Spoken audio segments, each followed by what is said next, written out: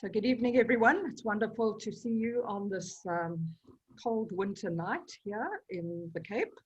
I hope everybody's keeping warm, and I'm looking so forward to this conversation. Nikki tells me her first official book launch for her new book, so what a privilege that is, to be in conversation. I still will never forget the day, Nikki, when your first book came out, Future Proof Your Child, or that wasn't your first, was it? It was. Okay. Yeah. And that you called me that day and said you kind of felt like you were giving birth to a baby. And so in fact, tonight we're giving birth to your fifth baby. Am I right? That's right. That's right. Yeah. Can you believe it? Yeah, wonderful. So Nikki and I have been friends for more than 20 years. We've worked together in a number of capacities. But for those of you who don't know Nikki as well as I do, she is a parenting expert, media personality, professional speaker globally, not just locally in South Africa. Human potential expert, I think is what they call you in the press release for this book. So Nikki, why don't you tell us why you've written this book? What's it about? So we can just give people a big picture overview of what kind of was the reason you wrote this book. Thanks, Linda. So we really are living in an era of unbelievable disruption, and it's not something that we didn't expect. And as Linda said, I published a book in 2008 called Future Proof Your Child. And there was a 10th anniversary edition that came out in 2019. And disruption has been a theme for many, many years. The coming change, the coming disruption. And, I think I got to a point when my husband was killed in 2017, when I realized that disruption really comes in so many different guises. It's not just automation and the fourth industrial revolution. It comes in very personal forms as well. You might have lost somebody, death, disease, maybe it's the loss of your home, your health, your wealth. And disruption or change can be positive and negative. So this book really is about dancing with disruption in whatever form it may appear in your life. And I really do believe that we're actually better wired for disruption and change than we thought we were. Everyone goes, I can't do change, I can't do disruption. And one of the lines in the book is actually that the world is not coming to an end, it's just changing. And so we often have these very clear pictures of how we want life to be. The picture of the idyllic life. And yet, most of us don't actually really have as much control over our lives as we thought we had. And life has this sneaky way of kind of sneaking up on us and throwing us curveballs.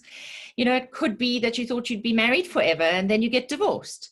It might be that you thought you would live in South Africa forever and you land up living in London. And maybe for all the right reasons. So disruption and change can happen for many reasons and can be positive and negative. It can be internally driven or externally. It can happen to you, like COVID is an external disruption that we did not ask for. We didn't invite it in. It's not a welcome visitor, but we've got it and we have to deal with life as it is, not as we want it to be or as we would wish it to be. And when you look at some of those positive disruptions, like changing jobs for all the right reasons, the salary, the position, etc., or if you're changing life stage, it could be a life stage shift. And if we're talking 50 plus here, we're in the second half of our lives. Yes, me too. And we are all looking at longevity, and we're all looking at what else are we going to do with the rest of our lives. And it might be another career. It might be a side hustle. It might be hobbies. It might be a new relationship. It could be anything. And all of these things actually knock us off our center for a while, even the positive ones. And we go through transitions. We go through what I talk about in the book is the 7 stages of disruption, the 7 stages of adjustment to any kind of change. And I think that's quite worth discussing. But in essence, we have to learn how to dance with disruption, and with disruption comes a form of loss and grief and celebration if you can see the reinvention gap. Right, and I think you're 100% right. There are lots of natural transitions that we enter in this 50+ world. Some of them, as we've said, retirement, retrenchment, the loss of a marriage, empty nest syndrome. But knowing about them and experiencing them are two very different things. So you mentioned the 7 steps of this kind of adjustment that we need to go through. Why don't you go through what that is briefly? So, okay, it is in the book, but Linda, I've given you that link. If you can access it and drop it into the chat. You can also download this particular piece that is very useful. So I want you to think about COVID, seeing as we're all facing the same disruption at the moment, and I'll take you through how that works. So the first stage is immobilization. When you're going through a trauma or a big change, a disruption, you're immobilized, you're kind of frozen in the moment when it happened. And I think for us, that would have been when it was first announced that we would go into hard lockdown. And we went, good grief, you got to be kidding.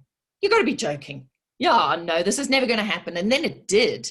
And we were kind of frozen in that kind of incredulous space. And after that being frozen, then you go into minimization, because you've got to minimize the threat in order to make it manageable. And for me, minimization looked like this. I was in a rented accommodation, a small cluster, and I didn't have a big garden, and we couldn't walk outside our properties. Remember those days? Okay, things are actually a lot better now. And I was walking up and down my backyard, 20 paces up and down repetitively. And I was having a bit of a down day, because the lockdown had triggered something connected to my husband's death. And I was down, and I thought, well, emotion shifts emotion. So I was doing the walking thing. And while I was walking, I went, if Nelson Mandela could come out of 27 years of incarceration and do what he did, then surely I could make a plan. If Viktor Frankl, who wrote Man's Search for Meaning, could come out of Auschwitz and write that book and change the face of psychology, surely I can make a plan. So that was me minimizing. And I'm sure that when we experienced the unrest Monday a week ago, many of you would have gone through immobilization when you first saw that on the news, going, no, you've got to be kidding. And then immediately, because we've lived long enough, what did you do? You said, you know what? We've lived through tough times in this country before. We've been here before. Whereas for our kids, this is a new thing, and it's even more shocking for them. So we very quickly went through immobilization to minimization, and then we went into depression, didn't we? By Tuesday last week, we were all depressed. And we went into depression many times last year. In the last 18 months, every single time Uncle Cyril has held a family meeting, we've gone into depression the next day. So you can see how we go through these stages. And after depression, you get to acceptance. And that means accepting the new reality that there's only one way forward, and it's forward. We can't go back in time. So just like I cannot unwidow myself, no matter how much I might like to, we cannot un-COVID ourselves either. You cannot unretire yourself. Well, you can refire yourself, you can reinvent yourself, but you can't go back in time in terms of being under 50. It's a done deal. We are now over 50, and we have to move forward. We can't go backwards. And then we move to this space of testing our new reality. And if you're in business, it's been quite frustrating testing your new reality in COVID conditions, because why? We are not fully in control, are we? The government is still calling the shots, telling us what we can do, when we can do it, and how we can do it.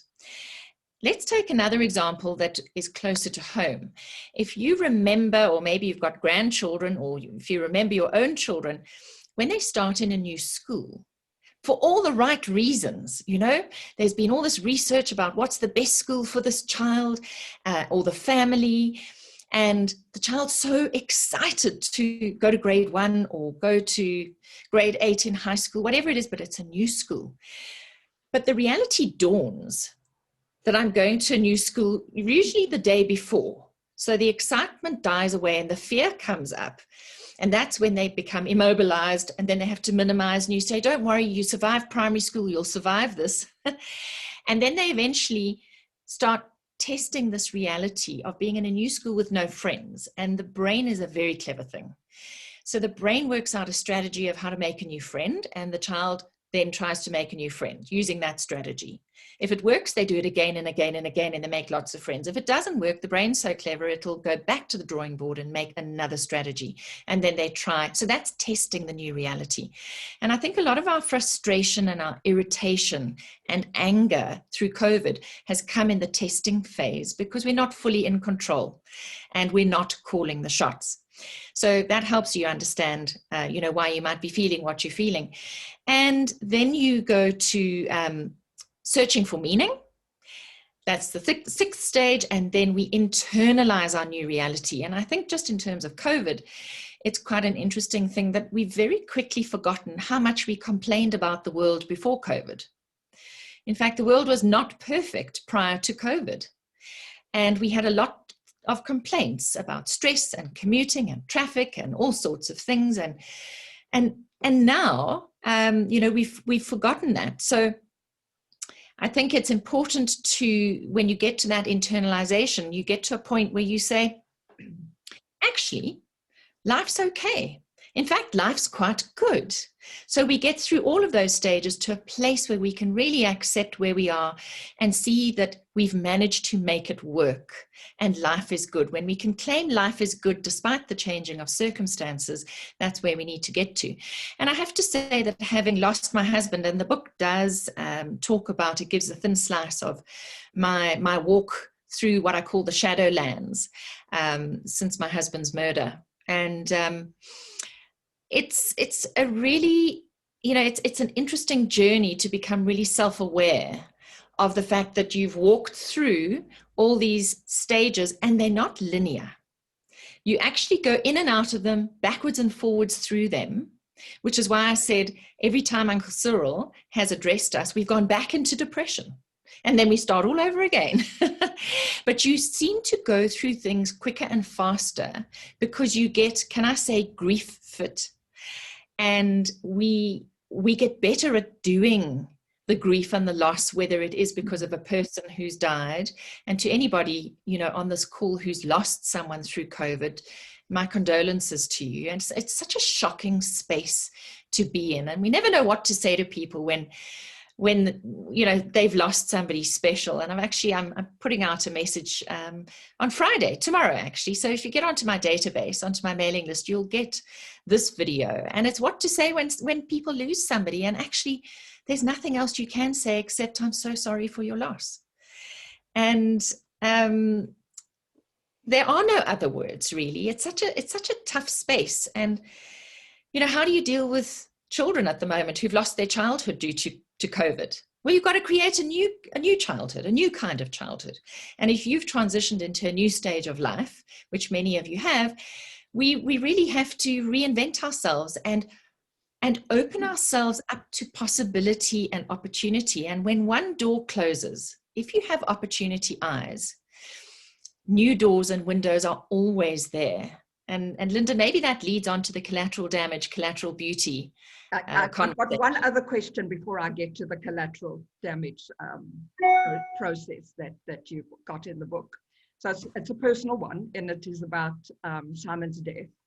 And you share in the book about the day of the funeral and the wake afterwards, and how you were feeling when everybody left that evening, and how a special friend shared with you a concept and how much that has helped you. And I think for me, that was just because I know for myself, when both my children got married and left the country, and I kind of was at a crossroads with work as well, it felt like this deep, dark hole and a pity party. So I think at that road of deep grief, which you were feeling at that point, this friend shared with you, which you share in the book. So share with us what that was.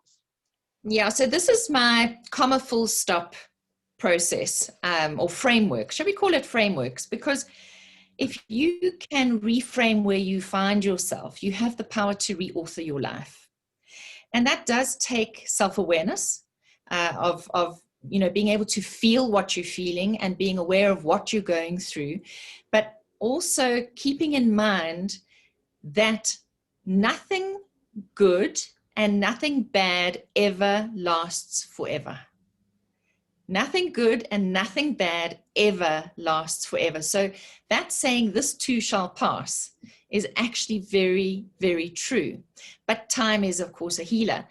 And we're at the wake, and about 10 o'clock at night, everybody started to leave. And you can imagine that for the first 7 days after my husband's death, I was in such shock because of the traumatic way in which he was killed. We had a home invasion, and 2 intruders entered our home, and my husband took a single shot to the heart. And I hadn't cried a lot in the first week. But when people started leaving the wake, I realized the reality of my situation, that I was alone. And the next day was a Sunday, and I didn't even know what a Sunday looked like anymore.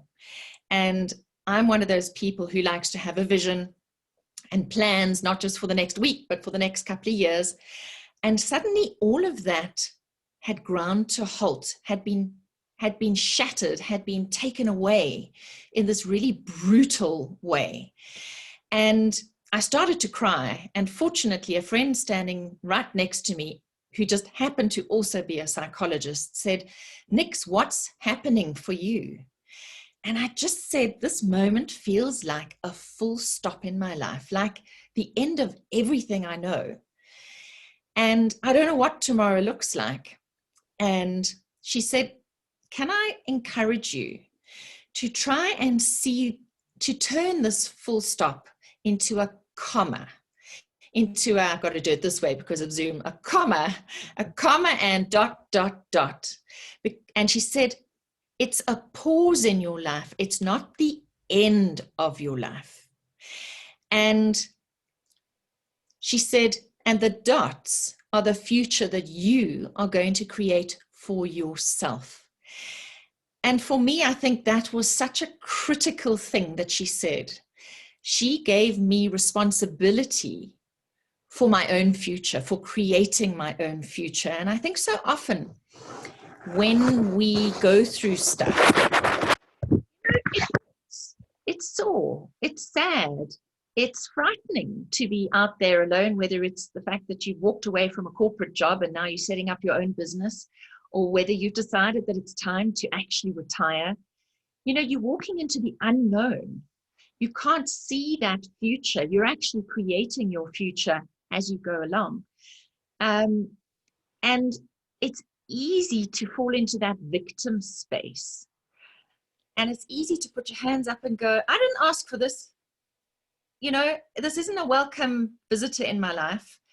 And to name, blame, and shame the world, the country, the unrest, the economy. But how does that serve you? And that's the question we have to ask ourselves.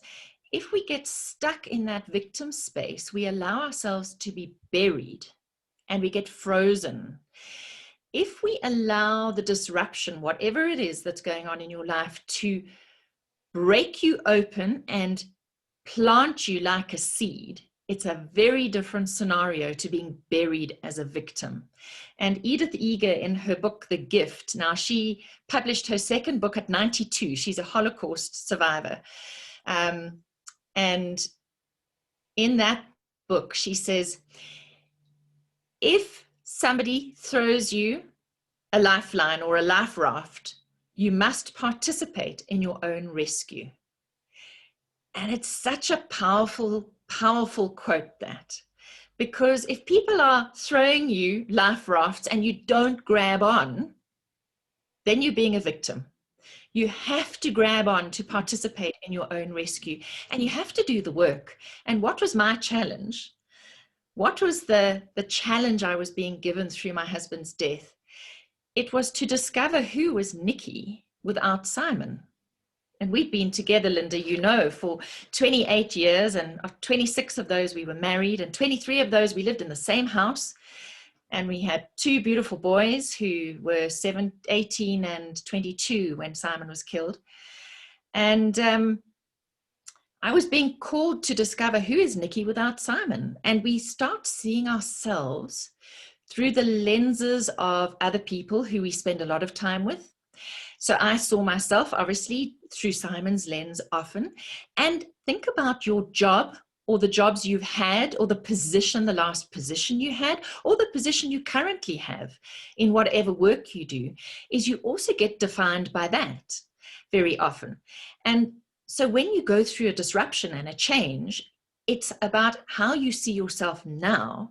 And I was being challenged to see myself without Simon. And I have to tell you that this has been an adventure of epic proportion. It has been equally as terrifying as it has been exhilarating and exciting. But it has been a call for me to consciously create those dots that she was talking about. And those dots for me are made up of new people, new places, and new adventures. But that's been conscious. And I have often had to consciously step out of my immediate family circle and my immediate friendship circle, because if I only did activities with them, I'm always going to be Simon's widow. And I needed to see myself through fresh eyes. And I always say that people come into your life and they're like mirrors, and they reflect you back at you. And that would be the same for new colleagues, or a new adventure, or a new relationship. They're all mirrors, and you discover more about who you are because there are new mirrors, and that's important. Great, wonderful. Thanks for sharing. And I think that it's a critical process, and that was the most valuable thing you probably had that day. It was a very traumatic day, but also a beautiful day. You did a beautiful day for it. I was there, so I know what it was like. So yeah. So let's talk about this change and the disruption and the choices we need to make. And that's where you alluded to just now, to your collateral damage and the repair process. So explain what that is, because in disruption, we have to make new choices, and they're scary, and it's a roller coaster. Yeah, there's a lot of scary because we've never been here before. We've never been in this place before. So any kind of change puts you in a new place, a new zone, and you feel kind of incompetence because you've never been in this place. You don't have the skills because you haven't sharpened your saw, and you actually lose confidence as well. So initially, when you step out on a new path, there's a lot of loss of confidence and competence. But the more you do it, the better you get. And the big challenge, of course, for so many people during COVID has been how to work from home. That's been a huge shift for people. And having been an entrepreneur like you, Linda, we've worked from home for so long that for us it's old tacky. But for many people, this has been a massive, massive challenge. So about 9 months after my husband's death, I was invited for the first time to talk to an audience about what had happened to us in this attack. And, you know, I'm a professional speaker, so I speak for a living. Speaking is not difficult for me, but this was the first time I'd agreed to speak about what had happened to us, this really personal story. And as you can imagine, it was a very messy experience, a very complicated experience, and it was definitely not a linear experience. It was all over the show. And when you give a formal presentation, you've got to, in this instance, I had to take a very messy, non-linear experience and package it into a linear presentation that had a beginning and an end. And I have to say that 3 weeks before that presentation, I got into quite a state because I thought, what was I thinking, agreeing to give this talk? And what am I actually going to tell them? Because this is a really horrible thing to talk about. I mean, who really wants to hear about this? I mean, it triggers so many things for people. And then I realized, of course, that people wanted to hear about hope, and they wanted to know how I'd got up again. And I got really angry in the process of trying to put this talk together because I was reliving everything, wasn't I? And on a Sunday morning, about a week before the presentation, I took a piece of paper and I folded it in half like so, because all I could see was the damage, the collateral damage in my husband's death. And I thought, I've got to get this out of my head and I've got to find something to talk about. And I started on the left-hand side, I wrote collateral damage. And on the right-hand side, I wrote collateral beauty. And stream of consciousness on the negative side, I wrote down anything and everything I could think of that was horrible about my husband's death. So I lost my husband. My children lost their father. I lost the future co-grandparent of my future grandchildren.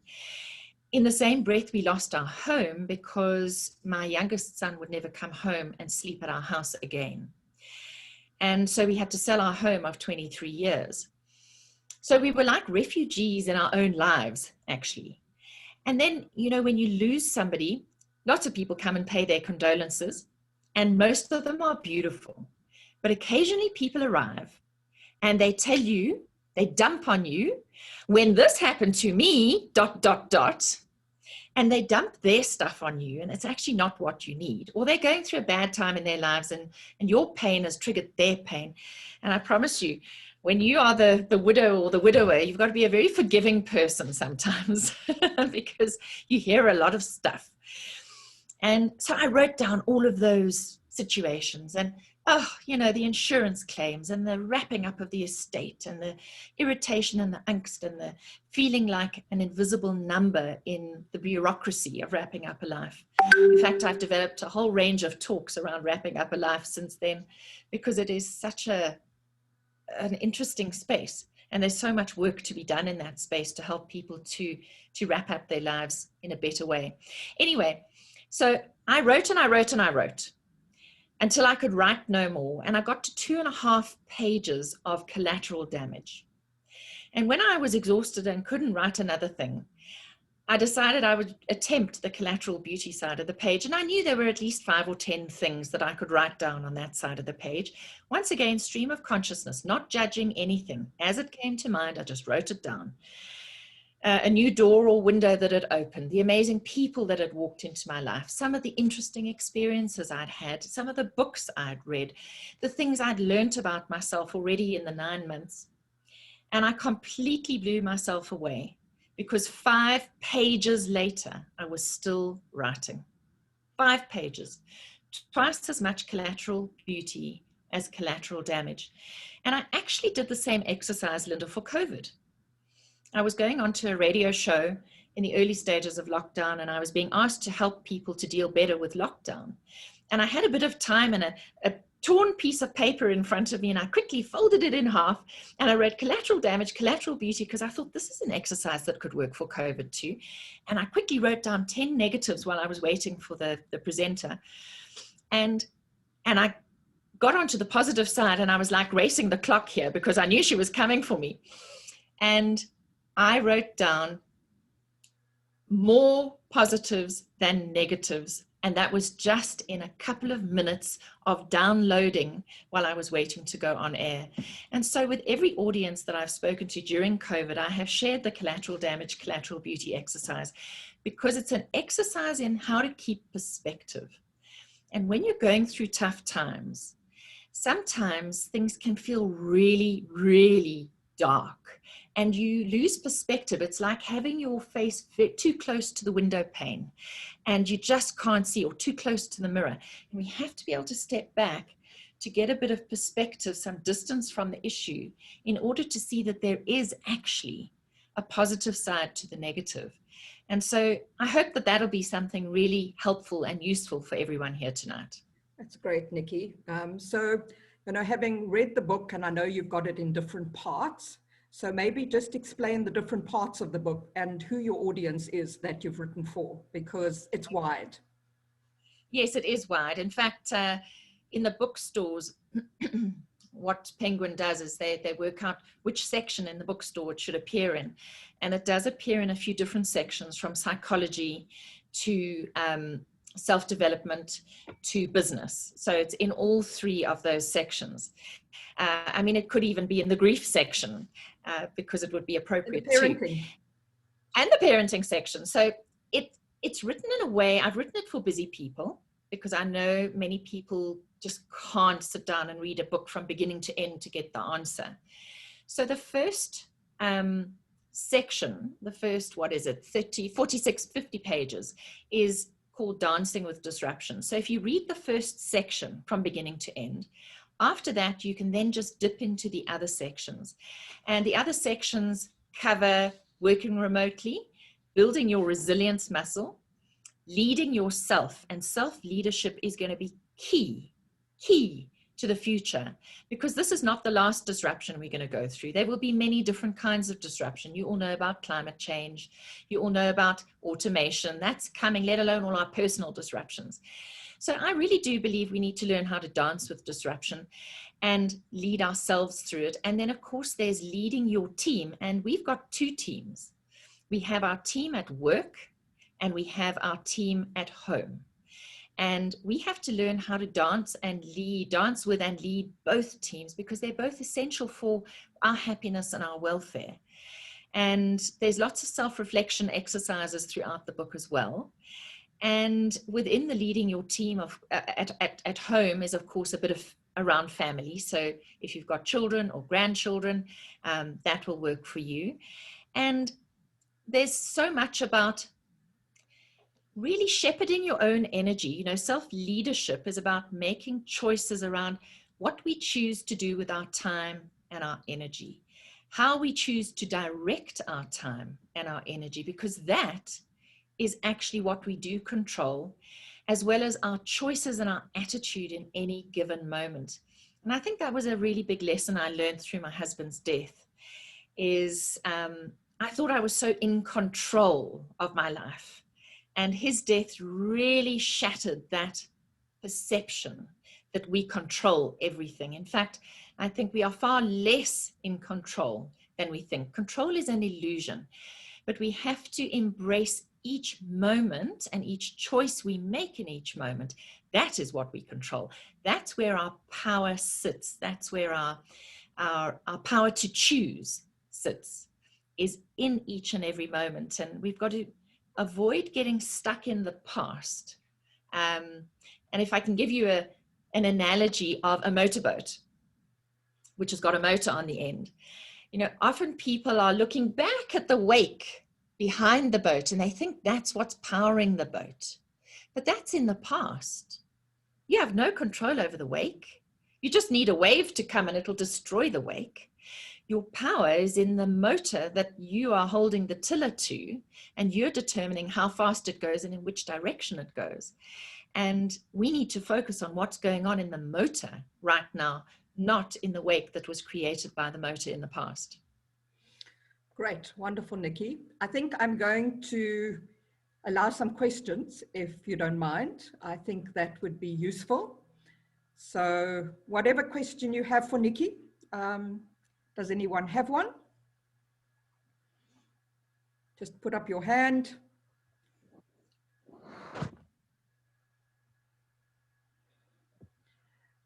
Silence. Simon. Thank you, Simon. Saving. Simon, it's very appropriate that it's Simon. My husband's name was Simon. Yeah. Yeah, I heard. Yeah, I know. Okay. Look, I mean, I many years ago, I went through a similar situation where my brother was killed in an accident. And as Linda knows, I went through a similar experience just under 2 years ago, when I was kind of retired and I had to change. Well, I was just interested, you talked about 7 stages. And of course, I'm familiar with, I've forgotten who it is now, the 5 stages. Yeah. Right. But the other one I thought was quite interesting is there's a guy called Rick Warren, who is the leader of a major church in the US called Saddleback. And he talks about there's no change without pain.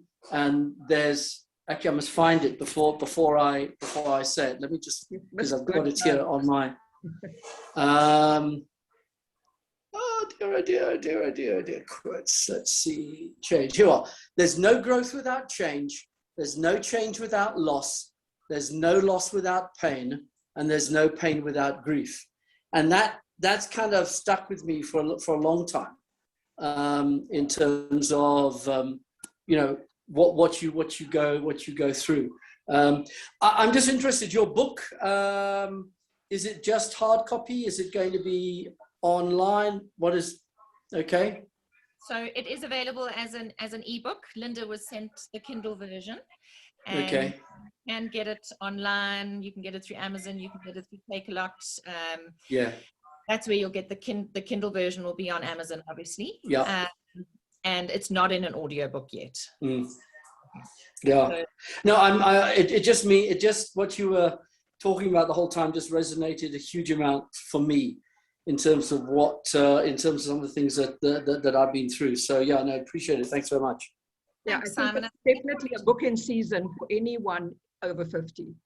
Yeah. From the amount of transitions and disruption that happens naturally in our lives.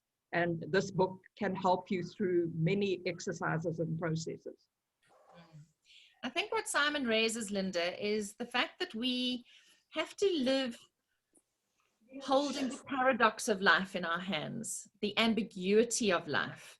The quote that Simon used, there's no growth without discomfort. There's no happiness without sadness.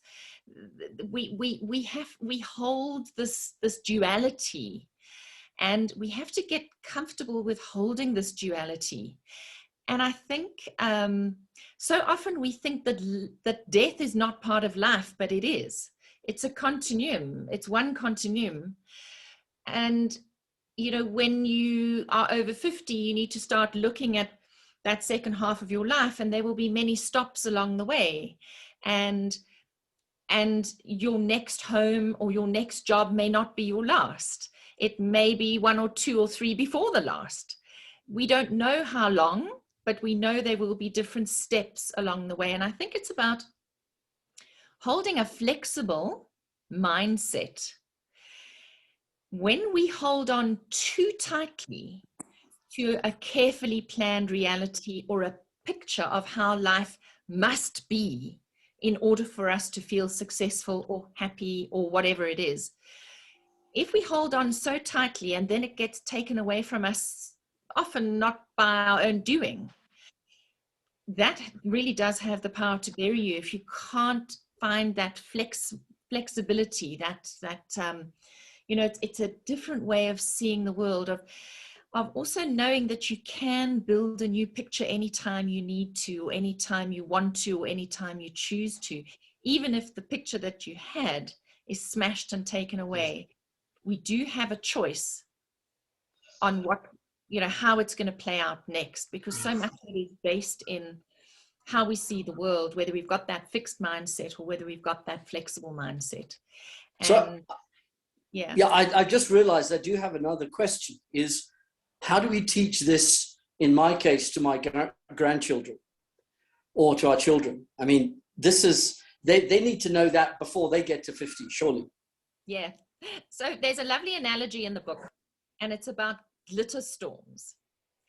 And life is unpredictable, and we are thrown glitter storms from time to time. And here's a lovely thing you can do is, how kids have got a snow globe, or if they don't have a snow globe, you can create a glitter jar with them, just water with a few teaspoons of glitter, and do up the jar and shake the jar.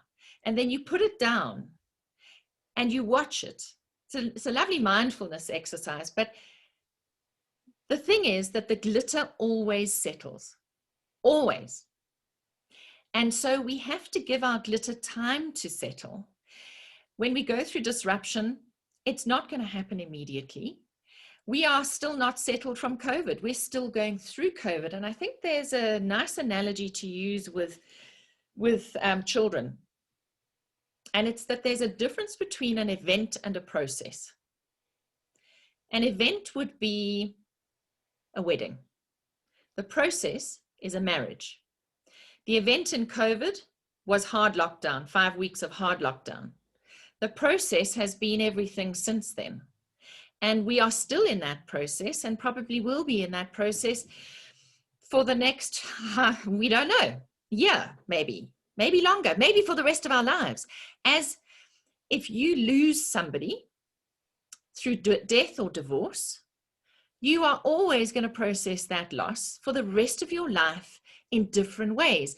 But every time you're triggered, you are coming at it from a different space because you've grown a little more, you've adapted a little more, you've adjusted a little more.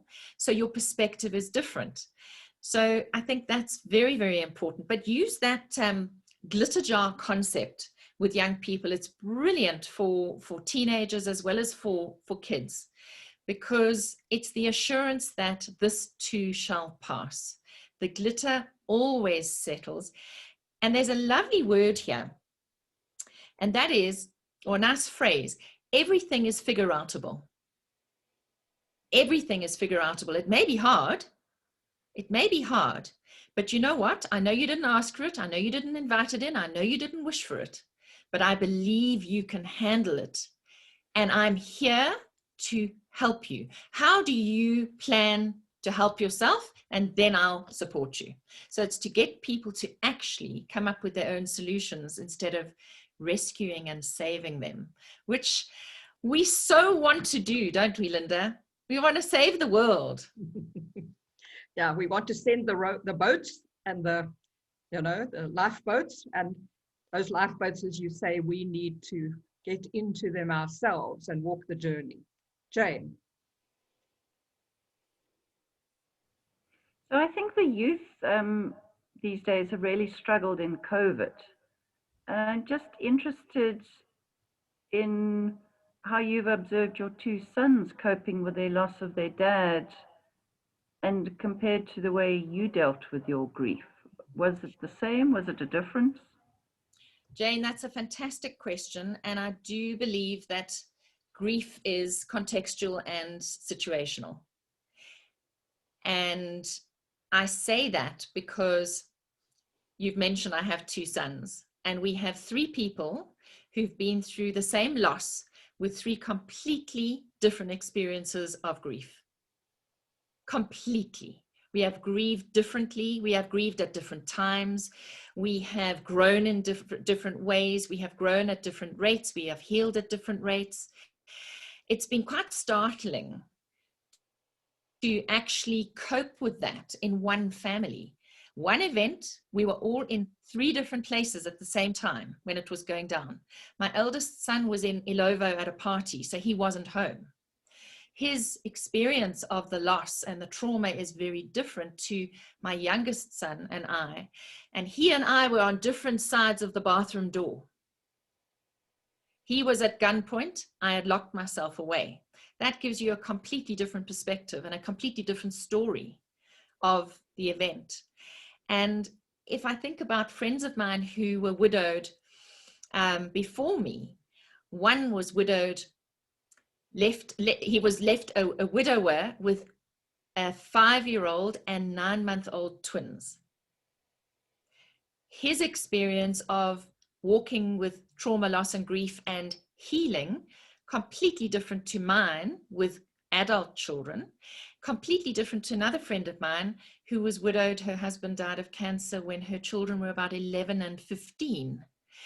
She was still the school mom. She was still ferrying her children and doing extramural activities and trying to hold it all together.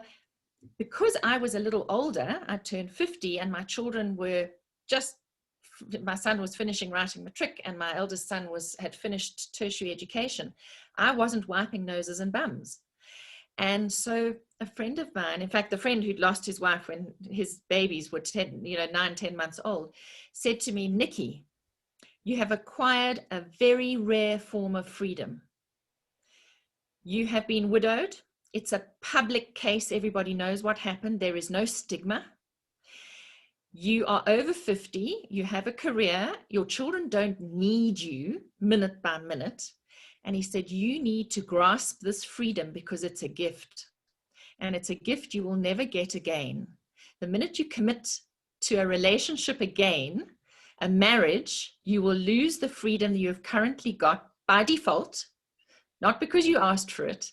And he really just encouraged me to adventure into the aloneness. And there's a very big difference between being lonely and aloneness. Don't know if any of you can identify with that. It is a very lonely place, being left alone. But aloneness is something else entirely, both empowering and very scary at the same time. You know, you've been living with someone for a long time and suddenly the house is yours and everything's in its place and you've got so much more control over your environment, and yet it is so lonely, you know. And it's been quite interesting just trying to put words into those sort of concepts. And the difficulty with the different kinds of grief is that you're never all on the same page at the same time, which makes it, in one word, very complicated and complex. And you've got to so not judge. But I think the biggest lesson I've learned is that people need space and support when they're going through transitions and through grief. You need the space to accept where you find yourself. So if you're with people all the time, I don't think you ever get to that point of experiencing the aloneness or the shift, because people are trying to save you and carry you all the time. And there was a time when I started saying to people, you know what, I actually need to be alone. I need to be alone. I need to get to grips with my reality. And I put on so much weight after my husband's death because I ate for comfort, and I'm a very skinny person on a normal day. I've always been underweight, but people were also taking me out for breakfast, lunch, dinner, coffee. I've never been entertained so much as I was after my husband's death because nobody wanted me to be alone. And it was wonderful and it was terrible at the same time. And I learned that I needed to create a buffer zone to give myself the option of choice as to whether I would accept or decline an invitation. To begin with, I just said yes, because I was in such shock. And then when I worked out I needed space, I learned how to say, you know what, that sounds amazing, but I don't know what's in my diary. Can I phone you later and let you know? Or, you know, I would come up with something just to give me a little bit of space to consider whether it was actually in my healing interest to accept that invitation. And sometimes it wasn't. And I guess that's what self-leadership is about, is learning what you need and learning how to ask for it and learning how to put boundaries up if need be. And so I always say you need equal amounts of support and equal amounts of space in order to get through a transition.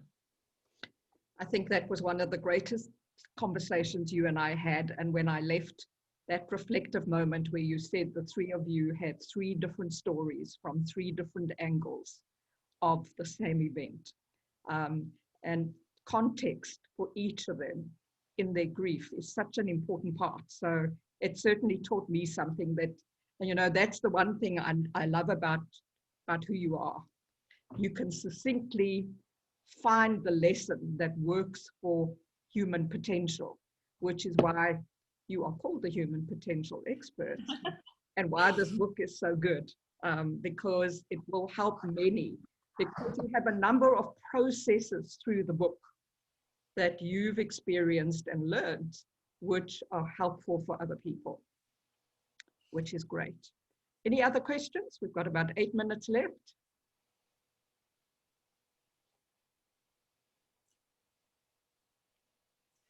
Jane said something that triggered something for me, and I've forgotten what I wanted to say. It was like one of those really important pearls of wisdom that I want to drop in here, and I'm hoping it's going to come to me before we finish. Okay, but well, Jill's asking a question, so let's take Jill's question and hopefully it will come. Okay. It's been wonderful listening, Nikki. Thank you so much for sharing. Thank you. It's so nice to see you. Yes, likewise. Mine isn't really a question. I can just so relate to when all the chaos, I'm going to use the word chaos, was going on in Durban. My two children phoned me and said to me, Mom, are you okay? And I said, I'm fine. And they said, I think you better go and stock up on a little bit of food. I said, why? They said, well, we might run out. And I'm right next door to a very big shopping center. And then my daughter said, if something happens here, Mom, you can come to our small holding and stay with us. And it just, what you were saying just resonated because I felt okay. They were more concerned than I was. And as you say, you get to stage, call it maturity, call it where I was anxious about what was going on, but I wasn't frightened. I was angry that they could do what they were doing. But my children were concerned that I might not have enough food in the house. And I can so relate to what you said there about the age groups and Mm-hmm. So Jill, thank you. You just reminded me of what I was going to respond to Jane. The pearl has just landed. So this is what I'm going to say, and it's Jane, you said, you know, how different was my walk with grief versus my son's, and I will tell you that having 25 years of personal development experience behind me made my journey so different to my children's. Because they were only 18 and 22, what do they know of life? What do they know about the ups and downs of life like we do? And so there is a certain gift to being over 50. And that is that you've walked the walk and you've had experiences. And if you go back in your life timeline, which I think is a very good exercise to do, go and identify moments in your life when you have overcome. Because this is an exercise in reminding yourself that you are already a resilient person, that you have lived a life, you have lived through certain events, and you've beaten the odds a few times. And that gives you more determination to get through the next one with the knowledge that you've had prior experience and that too passed you by. You got through it, you beyond it, you went, you know, you did what you had to do. And that was, I think, the difference between my children and I. They are still battling in areas where I'm not. Because I can go back in my life and say, well, you know, when I was in my 30s, I blew the third disc in my lower back. And there's a whole story around that and how I overcame that. And then I had a ruptured disc in my neck when I was in my 40s. And so it goes, you know, you have these things that happen to you, and you might have lived through an affair, a divorce, a death, you know, a job change, a country change. Chalk that down to experience because it's valuable. It's really valuable in your life's journey. And my last thing, Linda, to tie up all the ends here is that I really believe that curiosity is the antidote to fear. We might not be able to see the mists into the future. We can't see through the mists to the future right now. We're stuck in the COVID kind of vortex of mist. But we need to be curious about what it might be like in this new normal, this new future that we're creating. And when I think about what are the sort of aspects or elements of my resilience that have carried me through, I think it's that my curiosity is intensely focused on, I wonder what's around the corner. I wonder what the future might be like. I wonder who I might meet. I wonder what adventures I'm going to have. So I hope that your curiosity will always be far stronger than your fear. It's a wonderful way to end, because that's the way you ended our Recreate Your Future event as well. So we are just on the hour, and so I will just check if there's another quick urgent question. Otherwise, I'm going to bring it to a close. Happy? So thank you, Nikki. I will send an email to everybody who registered with Nikki's details and the exercise that you put in the WhatsApp. I couldn't go out of this to get to my WhatsApp on my computer, because when you're recording, you can't exit as the host. So it's not that I'm not tech savvy, Zoom will not allow it. But I will also put it into the paid 50 plus members with a lot more information. But thank you. It's been really a wonderful, deep conversation that I think all of us can benefit from. So Thank you for being vulnerable and courageous enough to share your own pain and the lessons for you that help others. So we really appreciate you. Thank you. Thank you so much, Linda. And thank you to everybody who's been here. It's been wonderful to share with you this evening. Thanks so much, Nikki.